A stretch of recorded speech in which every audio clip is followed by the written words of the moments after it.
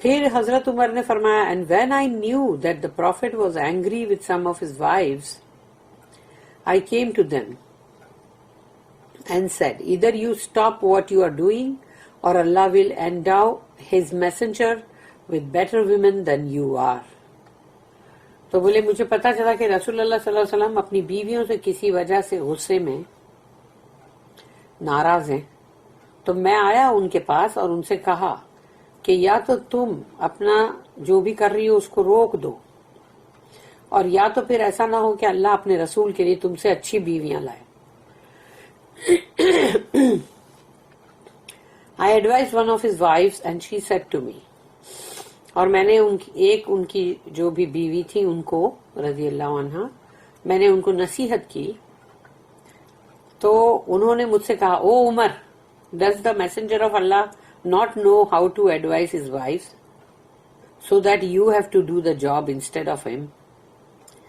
تو انہوں نے کہا کہ اے عمر تمہیں کیا رسول اللہ صلی اللہ علیہ وسلم کو نہیں معلوم کہ اپنی بیویوں کو کس طرح سے مطلب نصیحت کرنا ہے، جو تم آئے ان کی جگہ کے اوپر وہ کام کرنے.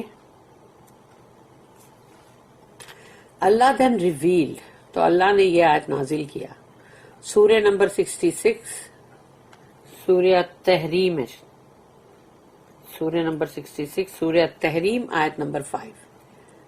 عسى ربه ان طلقكن ان يبدله ازواجا خيرا منكن مسلمات. It may be if he divorced you all that his Lord will give him instead of you wives better than you, Muslims who submit to Allah. کہ یہ ہو سکتا ہے کہ اگر انہوں نے طلاق دی تم سب کو تو ان کا رب ان کو تمہارے بدلے میں جو بیویاں دے وہ تم سے بہتر ہو، اور وہ مسلم یعنی کہ جو سبمٹ کرے اللہ کو، یعنی اپنے آپ کو سونپ دے جو اللہ کو. Also Ibn Jarir narrated that Jabir said, after the messenger of Allah kissed the black stone, he went round the house 3 times in a fast pace and 4 times in a slow pace. رسول اللہ صلی اللہ علیہ وسلم نے جب ہجر اسود کو چوما اور اس کے بعد انہوں نے اللہ کے گھر کا جو طواف کیا تو 3 چکر بہت تیز تیز انہوں نے لیے، اور باقی کے 4 چکر جو تھے اس میں دھیمے دھیمے تھے. He then went to مقام of ابراہیم، اس کے بعد طواف کمپلیٹ کر کے وہ مقام ابراہیم پر گئے. with it between him and the house، یعنی کہ with it یعنی کہ وہ گھر اللہ کا جو گھر ہے یعنی بیت اللہ شریف اور رسول اللہ کے بیچ میں وہ مقام تھا. and prayed 2 rakats، اور وہاں پر انہوں نے 2 رکعت پڑھی. This is part of the long hadith that Muslim recorded in Sahih، اور یہ ایک بہت لمبی حدیث کا ایک حصہ ہے جو صحیح مسلم میں. Al-Bukhari recorded that Amr bin Dinar said that he heard Ibn Umar say رضی اللہ عنہما کہ ابن عمر کو کہتے ہوئے یہ سنا the messenger of Allah performed tawaf around the house 7 times and they prayed 2 rakats behind the maqam. رسول اللہ صلی اللہ علیہ وسلم نے طواف کیا اور گھر کے 7 چکر لگائے، اس کے بعد 2 رکعت نماز پڑھی مقام کے پیچھے. All these texts indicate that the maqam is the stone that Ibrahim was standing on while building the house. کہ جو مقام ہے، جو پلیس ہے، جو جگہ ہے، اسٹیشن آف ابراہیم ہے، وہ وہی ہے، وہ سٹون ہے جس کے اوپر ابراہیم علیہ السلام نے کھڑے ہو کے کعبہ شریف کو بلڈ کیا. As the house's walls became higher, Ismail brought his father a stone so that he could stand on it. جیسے جیسے دیوار اونچی ہوتی چلی گئی، کیونکہ جب اس کو بلڈ کر رہے تو دیوار بلند ہوتی جا رہی ہے نا اب، تو اسماعیل علیہ السلام نے اپنے مطلب والد کے لیے اسٹون لائے تاکہ وہ اس پہ کھڑے رہیں. while Ismail handed him the stones, اور اسماعیل علیہ السلام نے ان کو ایک ایک کر کے پتھر دیتے چلے گئے. Ibrahim would place the stones on the wall and whenever he finished one side he would move to the next side. تو وہ جیسے جیسے وہ جو عمارت بنتی جا رہی تھی اور وہ آگے پھر بڑھتے جا رہے تھے تو ایک سائڈ ہو جانے کے بعد وہ دوسری طرف چلے جاتے تھے. To complete the building all round, تاکہ چاروں طرف سے اس کو پورا کیا جائے. Ibrahim kept repeating this until he finished building the house, as we will describe when we explain the story of Ibrahim and Ismail and how they built the house, as narrated from Ibn Abbas and collected by Al-Bukhari. یعنی کہ ابن عباس رضی اللہ عنہما انہوں نے یہ پورا قصہ نریٹ کیا اور وہ البخاری میں ہے. اور وہ بناتے ہوئے عمارت کو کنٹینیوسلی وہ جو چیز کہتے جا رہے تھے تو وہ آگے انہوں نے کہا ہم بیان کریں گے. جو ان کی وہ دعا ہے نا, ربنا تقبل منا انکا انت السمیع العلیم وتب علینا انکا انت التواب الرحیم. Ibrahim's footprints were still visible in the stone. ان کے پیروں کے نشان آج بھی وہ پتھر پہ دکھائی دیتے ہیں. And the Arabs knew this fact during the time of Jahiliyyah. جہالت کے دور سے عرب یہ چیز کو جانتے تھے. This is why Abu Talib said in his poem known as Al-Lamiyya. ابو طالب جو ہے انہوں نے اپنی جو شاعری ہے, ان کی پوئم جو ہے, اس میں انہوں نے یہ کہا تھا المیہ میں, and Ibrahim's footprint with his bare feet on the stone is still visible. اور ابراہیم علیہ السلام کے پیروں کے نشان جو ان کے ننگے پیر جو تھے پتھر کے اوپر وہ آج بھی مطلب دکھائی دیتے ہیں.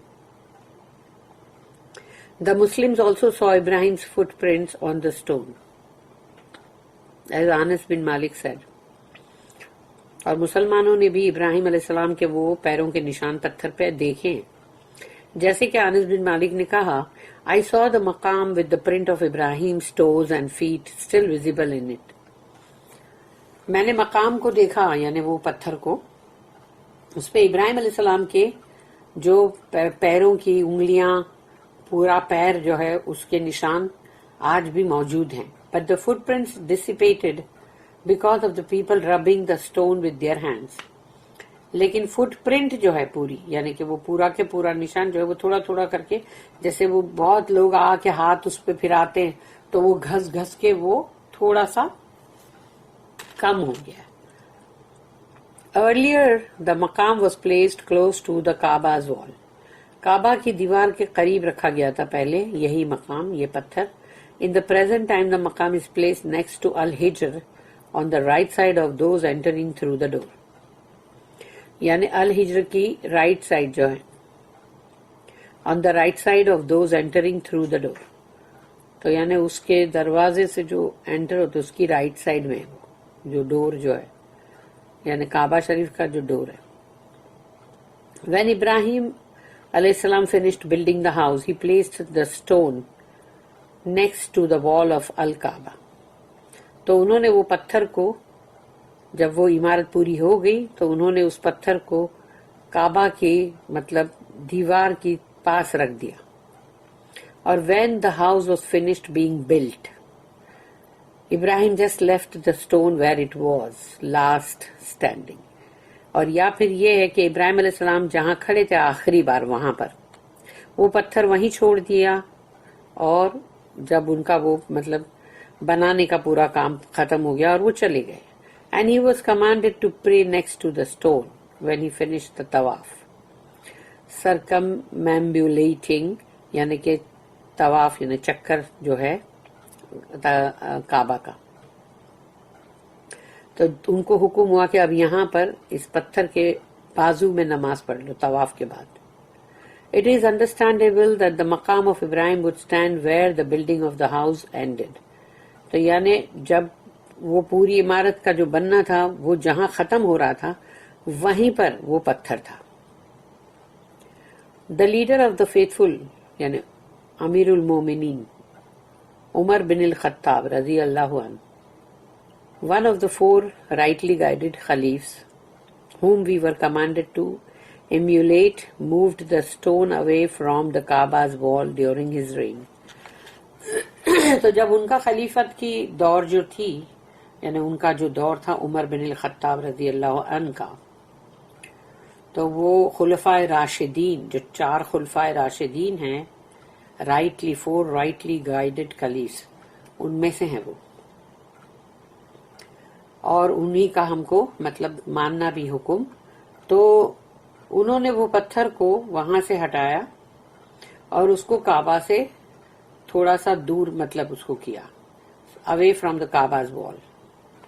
ان کا جب دور تھا تب. عمر is one of the 2 men whom the messenger of Allah described when he said کہ عمر, حضرت عمر جو ہے وہ ان 2 شخص میں سے ہیں جن کے لیے رسول اللہ صلی اللہ علیہ وسلم نے اس طرح بیان کیا, اقتدوا بالذین من بعدی ابی بکر و عمر, imitate the 2 men who will come after me, Abu Bakr and عمر.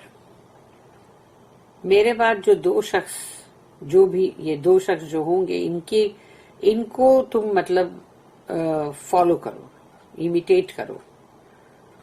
وہ ہے ابو بکر الصدیق اینڈ حضرت عمر رضی اللہ عنہما.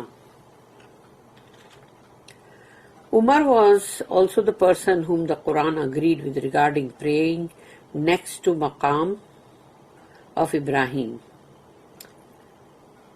حضرت عمر جو ہے وہ شخص ہے کہ قرآن بھی یعنی مطلب قرآن مطلب اللہ بھی نا مطلب کہ راضی ہوا اس پر کہ جو مقام ابراہیم کے نیکسٹ نماز پڑھو. This is why none among the companions rejected it when he moved it.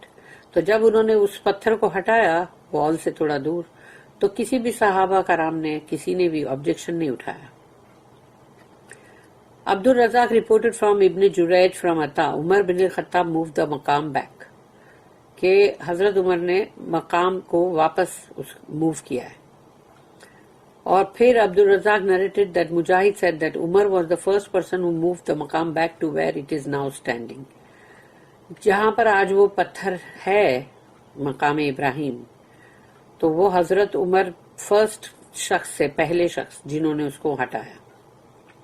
Hafeez Abu Bakr Ahmad bin Ali bin الحسین البیہقی recorded عائشہ سینگ, حضرت عائشہ رضی اللہ عنہا انہوں نے کہا during the time of the messenger of Allah and Abu Bakr the مقام was right next to the house. Umar moved the مقام during his رین. کہ رسول اللہ صلی اللہ علیہ وسلم اور حضرت ابو بکر صدیق رضی اللہ عنہ کے ٹائم پر مقام جو تھا یعنی وہ جو سٹون جو تھا وہ بالکل گھر کے بالکل نیکسٹ یعنی بالکل پاس تھا. حضرت عمر نے اس کو ہٹایا ان کے دور خلافت میں.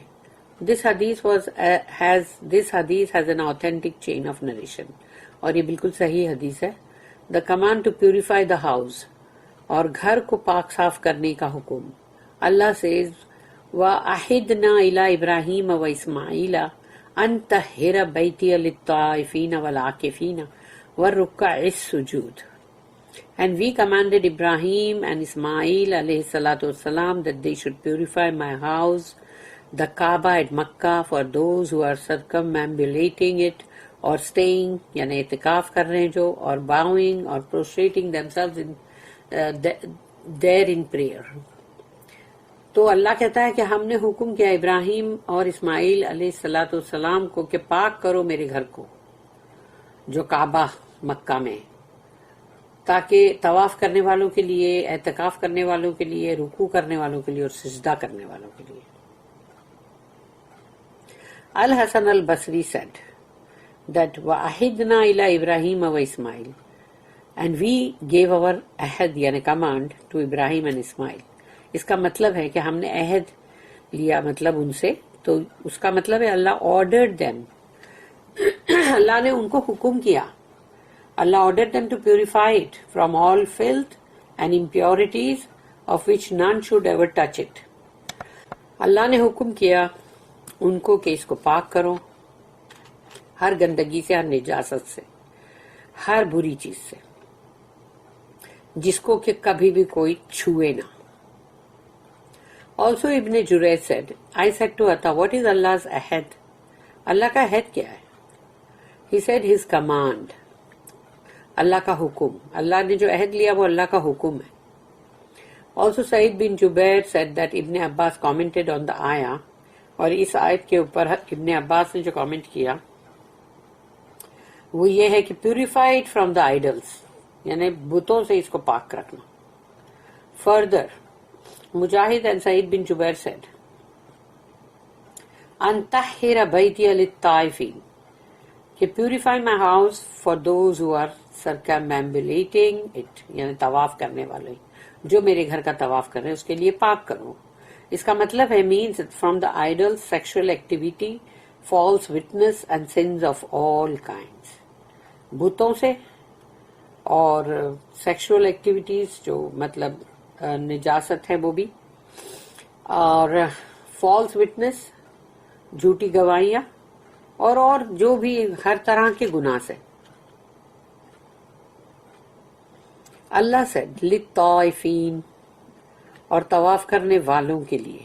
دا طواف around the house is a well established ritual, اور یہ ایک ارکان ہے طواف کا جو کہ مطلب کرنا ہے. سعید بن جبیر said that للطائفین، یعنی طائفین کے لیے. تو اس کا مطلب ہے means strangers, he means who do not live in مکہ. یہ وہ لوگ ہیں جو مکہ آئے ہیں تو طواف کر رہے ہیں نا، تو یہ مطلب وہاں پر اجنبی ہیں. پھر عاکفین، اعتکاف کرنے والے. is about those who live in the area of the sacred house، وہ جو وہاں پر ہی رہتے ہیں اس ایریے کے اندر، اور وہ اعتکاف میں اگر بیٹھے. Also Qatada and Ar-Rabi bin Anas said that اعتکاف is in reference to those who live in the area of the house, just as Said bin Jubair stated کہ اعتکاف جو ہے وہ لوگ ہیں جو اس گھر کے اطراف کے علاقوں میں رہتے ہیں. اللہ said وَرُكَّعِ السُّجُودِ، رکوع اور سجدہ کرنے والوں کے لیے جو نماز کے اندر رکوع سجدہ کرتے ہیں. ابن عباس said when it is a place of prayer it includes those who are described as bowing and prostrating themselves. تو جب یہ نماز پڑھنے کی جو جگہ ہے تو اس میں مطلب رکوع اور سجدہ جو ہے وہ آتا ہی ہے، وہ کریں گے. اور also عطا and قتادہ offered the same تفسیر، اور ان کی بھی یہی تفسیر ہے. Purifying all masjids is required according to this ayah and according to Allah's statement. اللہ نے جو کہا ہے فی بیوتن اذن اللہ ان ترفع ویذکر فیہا اسمہ یسبح لہ فیہا بالغدو والآصال. سورہ نمبر 24 سورہ نور آیت نمبر 36. ان ہاؤزز، یعنی کہ ہاؤزز کا مطلب ہے اللہ کا گھر یعنی مسجد، mask, which Allah has ordered to be raised, to be cleaned and to be honored، کہ ان کو بلند رکھو، ان کو پاک صاف رکھو، ان کی عزت کرو. In them his name is remembered، یعنی وہاں پر اللہ کا نام جو ہے وہ یاد کیا جاتا ہے. That is اذان، اقامہ، صلاح، invocations، recitation of the قرآن، یہ سب آ گیا. اذان، پھر اقامت، پھر نماز، دعائیں، قرآن کی تلاوت. Therein glorify him، تو وہاں اللہ کی تسبیح کرو، بڑائی کرو. In the mornings and in the late afternoons، یعنی صبح و شام. There are many hadiths that give a general order for purifying the masjids and keeping filth and impurities away from them. اور بہت ساری حدیثیں بھی ہیں اس کے بارے میں کہ مسجدوں کو پاک صاف رکھو، گندگیوں سے، نجاست سے دور. This is why the Prophet said، رسول اللہ صلی اللہ علیہ وسلم نے فرمایا انما بنیت المساجد لما بنیت لہو، the masjids are established for the purpose that they were built for the worshipping، that is worshipping Allah alone. کہ مسجد جو ہے وہ بنائی گئی، اس کا مقصد اصلی جو ہے کہ اس کو بنانا، اس کو قائم کرنے کا، کہ اس میں اللہ اکیلے کی بندگی کی جائے۔ بارک اللہ لی ولکم فی القرآن العظیم ونفعنی وإیاکم بالآیات وذکر الحکیم۔ سبحان اللہ وبحمدہ، سبحانک اللہم وبحمدک، نشہد ان لا الہ الا انت، نستغفرک ونتوب الیک۔ ربنا تقبل منا انک انت السمیع العلیم وتب علینا انک انت التواب الرحیم، وما توفیقی الا باللہ، علیہ توکلت والیہ انیب، وآخر الدعوانا ان الحمد للہ رب العالمین، وصلی اللہم علی نبینا محمد وعلی آلہ وصحبہ وسلم۔